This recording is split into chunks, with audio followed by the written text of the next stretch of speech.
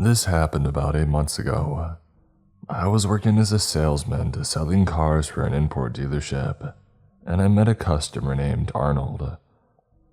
I met Arnold on the lot and he informed me that he was looking for a truck because he was interested in towing a boat. Arnold was a very unpleasant and cantankerous person, and tried hard to get across how successful and rich he was. I didn't think much of it because you tend to see people at their worst when you're trying to buy a vehicle. After some haggling and back and forth stuff, I succeeded in closing the deal and thankfully said goodbye to Arnold and his new truck. I thought this was the end of my ordeal with Arnold and went on with my week. A few days later, Arnold returned to the dealership and was irate, telling me that he talked to his friend and said that I ripped him off, which I did not.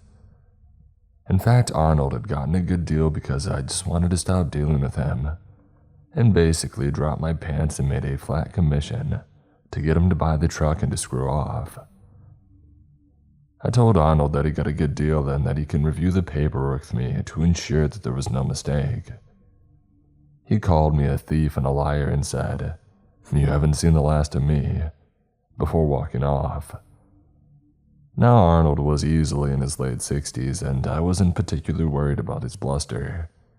But he came back twice more that week to complain about the vehicle, the deal, and basically anything he could try to get out of the truck. I said that I was sorry he felt that way, but the deal was done. I had done nothing wrong, and one way or the other, this was his truck now. 2 weeks went by, and sure enough, one morning, there is Arnold standing in the dealership. This time he was acting more reasonable, and I thought that he had made his peace with his decision and was going to take his lumps and get into another vehicle. I greeted him and he said, "Hey, I guess the truck won't work, but if I can get a larger SUV that'll tow the boat, I'll look at that." So I said that I would show him another vehicle, one of our larger SUVs. At this point he seemed much more agreeable and easy to deal with. Nothing like the old fart that I had dealt with the first time. Kind of a red flag. But I chalked it up to him feeling embarrassed about his behavior over the previous week. So, we get everything set up and go on a test drive. After a few minutes, I noticed Arnold is not following the test drive route that I had designated for us, and he's beginning to drive more recklessly than you usually see on a test drive, and he merges onto the highway. At this point, I asked Arnold to drive more carefully, and he gets this bizarre look in his eyes and says to me, "Do you think you'd survive?" "Survive what?" I asked. "If I crashed this car right now, would you survive?" he repeated. "I don't know, Arnold, hopefully yes, would you?" He didn't respond and continued to accelerate. At this point, Arnold is driving erratically and dangerously, and I inform him that this test drive is over and to pull the vehicle over to the shoulder, and that I was taking us back to the dealership. He responds by yelling, "You ripped me off, do you want to live?" And he pulled a screwdriver out of his jacket. I entered emergency mode and grabbed for the screwdriver while Arnold tried to fight me off and drive one-handed. The vehicle was swerving dangerously around the highway, but I was able to wrestle it away from him and throw the vehicle gear shift into park, which caused it to glide to a stop on the side of the road. As soon as the car slowed down enough, I jumped out just in time for Arnold to put the car back into gear and speed off, leaving me on the side of the highway miles away from work. So now Arnold had attacked me and stolen our vehicle. A driver pulled over from me and said that he was driving the other direction, and noticed me fighting Arnold and the SUV swerving around, so he came back around to investigate. He gave me a ride back to work where I discovered the SUV was parked haphazardly in the entrance to the lot, the door open, but Arnold was nowhere to be found. We had a copy of his driver's license on file, and it took the police about an hour to find and arrest Arnold. I have to go to court in November to recount this story to the judge and Arnold because of his age and the fact that I was physically unharmed, and he had returned the one stolen vehicle and got off lightly. I quit a month later. The entire episode left me angry and bitter.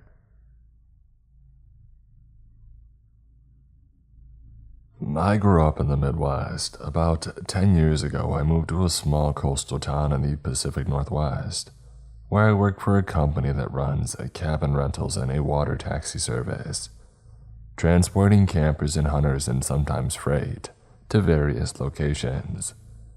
Sometimes only 20 minutes away, sometimes hours away. During the winter a few years ago, we had a couple staying in one of our very basic cabins, like the kind of cabin you would stay in at summer camp.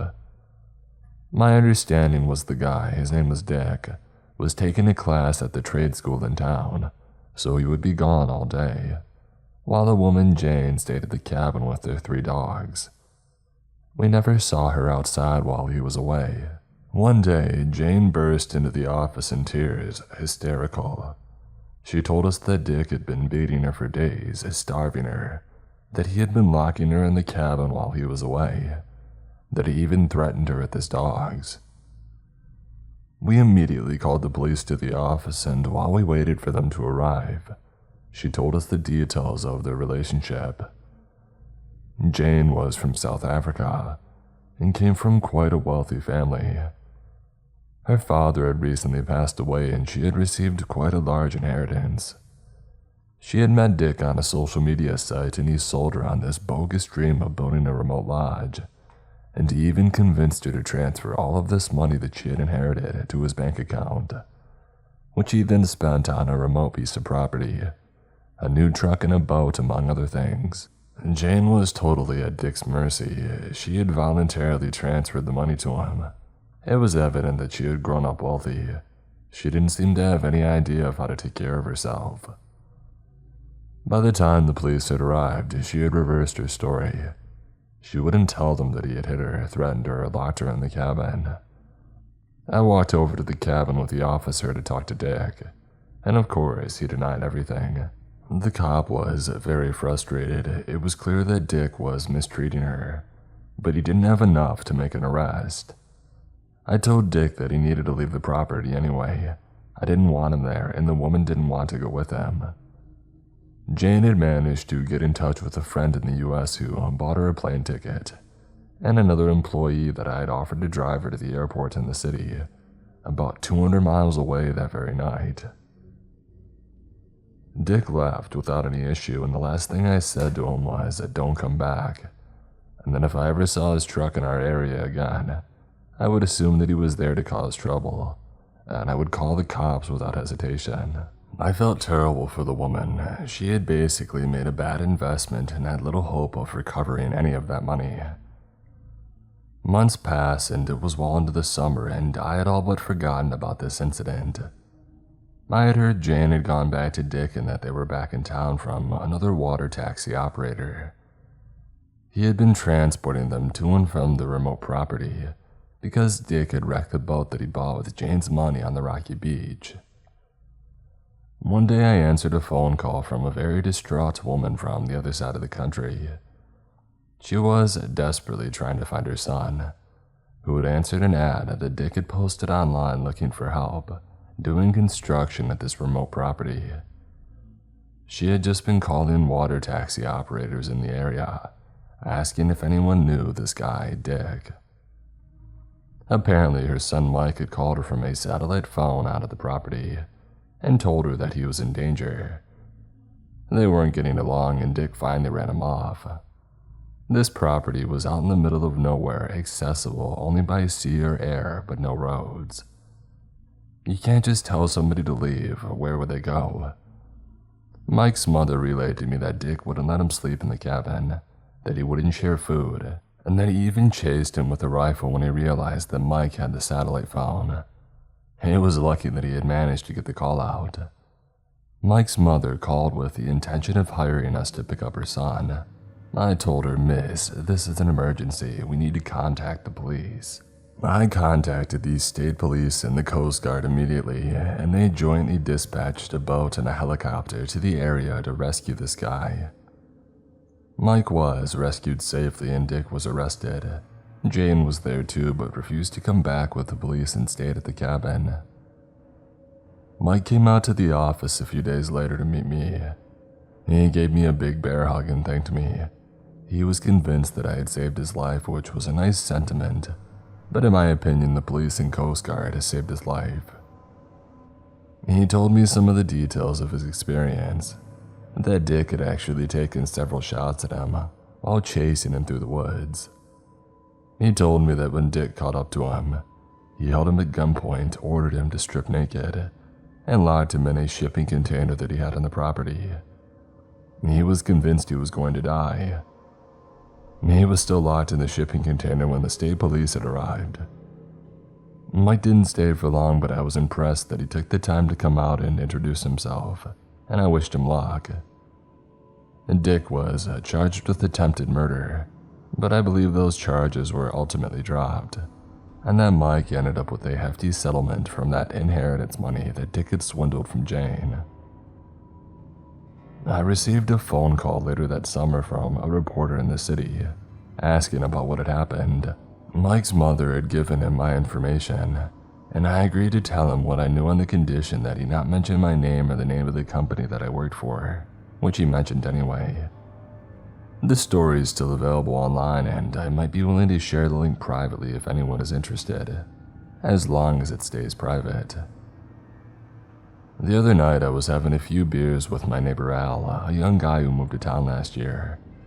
This story popped into my head, and when I mentioned Dick's name, he perked up. They worked together at the shipyard. I can't believe it, this guy's back in town, without Jane this time, working a minimum wage job.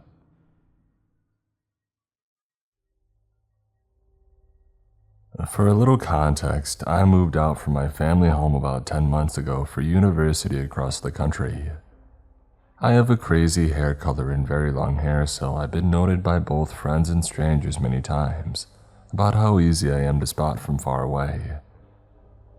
Anyways, I got myself a tiny first-floor apartment in a building, in a very calm and family-friendly area of the city.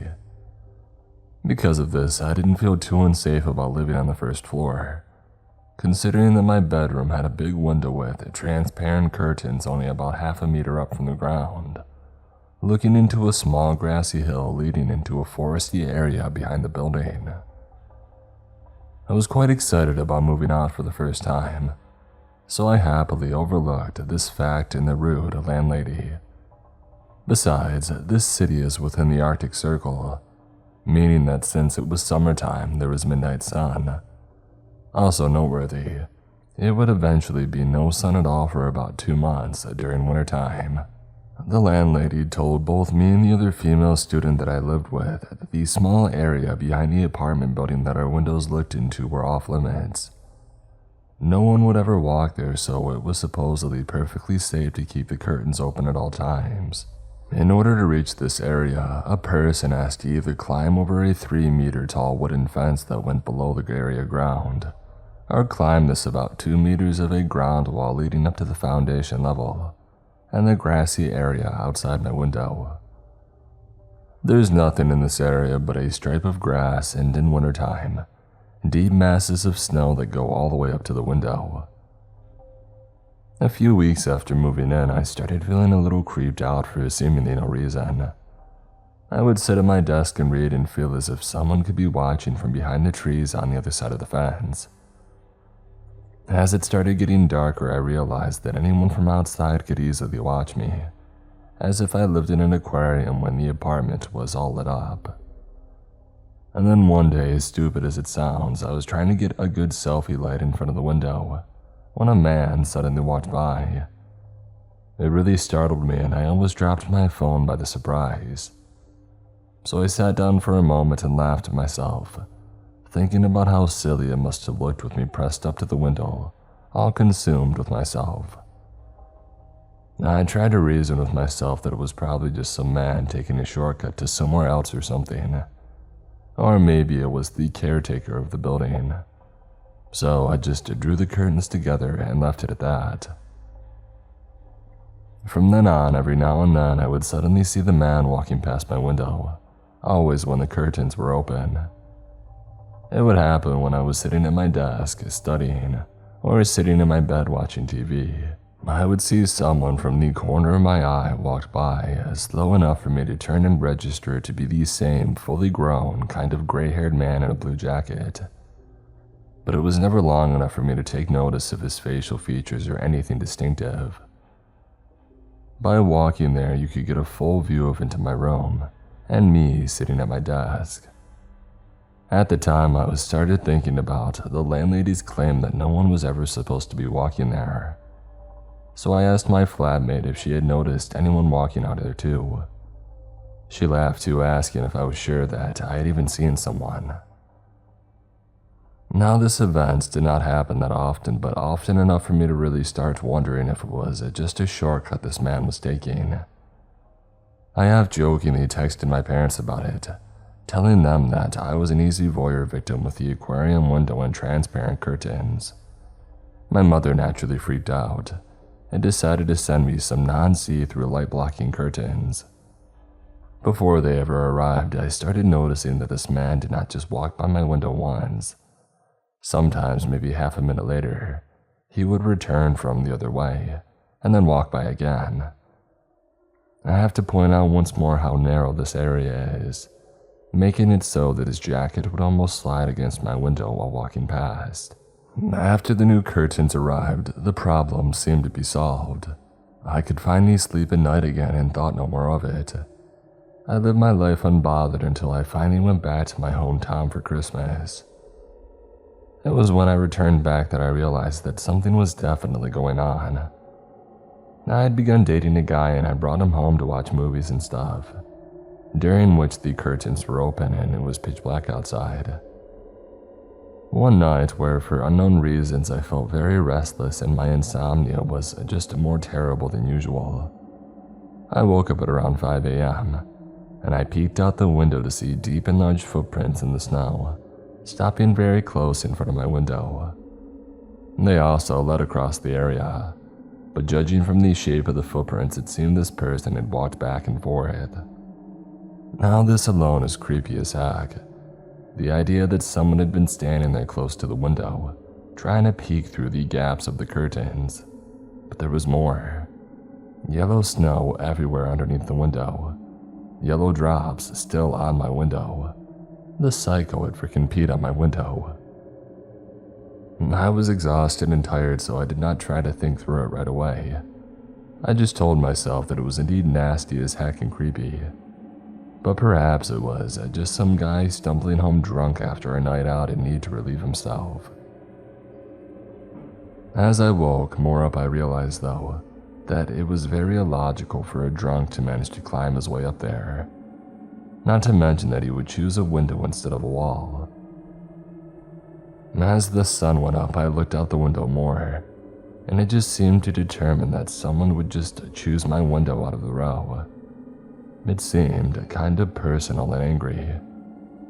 And I was living alone at this point too, as my flatmate had moved out a few months prior. The curtains into her room were always open, and as I went to check the footprints, they had just walked right past that window towards mine. While trying not to freak myself out too much, I thought about previous suitors and all that. People that would be pissed off that I was seeing someone new, but it really did not fit their character.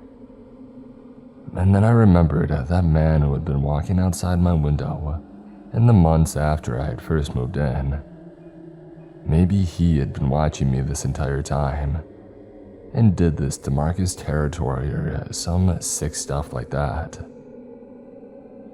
As for recently, things did not work out with the guy that I was seeing, and since then, nothing more as far as I can tell have happened. Now that the snow is melting, it's hard to tell if someone is out there at night, and I always keep my curtains closed. I'm still freaked out and I want to color my hair a normal color so I won't be so noticeable.